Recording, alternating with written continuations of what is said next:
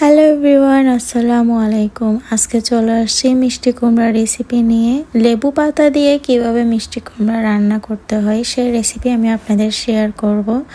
এই ভাজিটা রান্না করার জন্য যা নিয়েছি: 5 ফোড়ন, কাঁচামরিচ, ধনিয়া পাতা, রসুন কুচি, পেঁয়াজ বাটা, পেঁয়াজ কুচি আর একটা লেবু পাতা।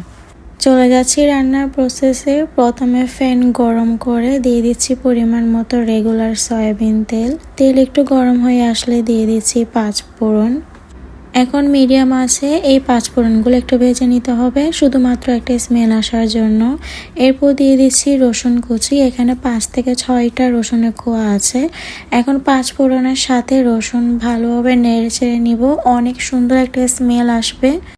এখন দিয়ে দিচ্ছি 2টা মাঝারি সাইজের পেঁয়াজগুলোকে কুচি করে কেটে নিছি। আর এখানে হচ্ছে রসুন, 5 ফোড়ন, পেঁয়াজ একসাথে ভালোভাবে ভেজে নিতে হবে, অনেক সুন্দর একটা স্মেল আসবে।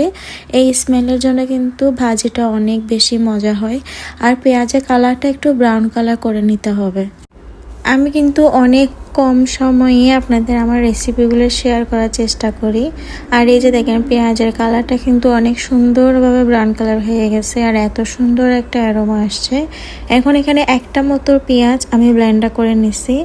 এখন পেঁয়াজ বাটার সাথে পেঁয়াজ, বেরেস্তা, রসুন, তারপর 5 ফোড়ন সবগুলো একসাথে ভালোভাবে মিশিয়ে নিছি। এখন দিয়ে দিচ্ছি পরিমাণ মতো লবণ আর দিয়ে দিচ্ছি পরিমাণ মতো হলুদের গুঁড়া।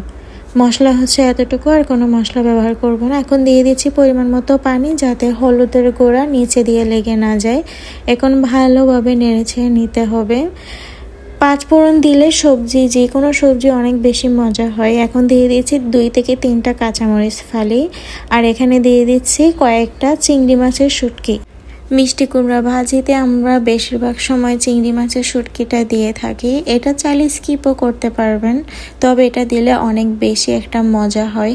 এখন দিয়ে দিচ্ছি পরিমাণ মতো পানি, শুধুমাত্র মশলা যেন নিচে দিয়ে লেগে না যায়। এখন ভালোভাবে নেড়েচেড়ে নিতে হবে। মশলা কষানো হয়ে গেছে, এখন দিয়ে দিচ্ছি মিষ্টি কুমড়া ভাজি। আমি ভাজির সাইজগুলো এভাবে রাখছি, কারণ বেশি ছোট করলে কিন্তু মিষ্টি কুমড়া একটু সিদ্ধ হয়ে আসলে গলে যায়, ভর্তা হয়ে যায়। এজন্য এইরকম সাইজটা রাখছি। তো এখন ভালোভাবে নেড়ে চেড়ে নিতে হবে। এখন দিয়ে দিচ্ছি একটা লেবু পাতাকে একদম কুচি করে উপরে ছিটিয়ে দিচ্ছি। তারপর ঢাকনা দিয়ে ঢেকে 15 মিনিটের মতো রান্না করব। এই যে মিষ্টি কুমড়া ভাজি আমার রেডি হয়ে গেছে। অনেক সুন্দর একটা ঘ্রাণ আসছে, কারণ লেবু পাতা দিলে যে কোনো তরকারি অনেক বেশি মজা হয়। তো আজকের মতো আমার ভিডিও এখানে শেষ করছি। আপনাদের কেমন লাগছে অবশ্যই কমেন্ট বক্সে জানাবেন।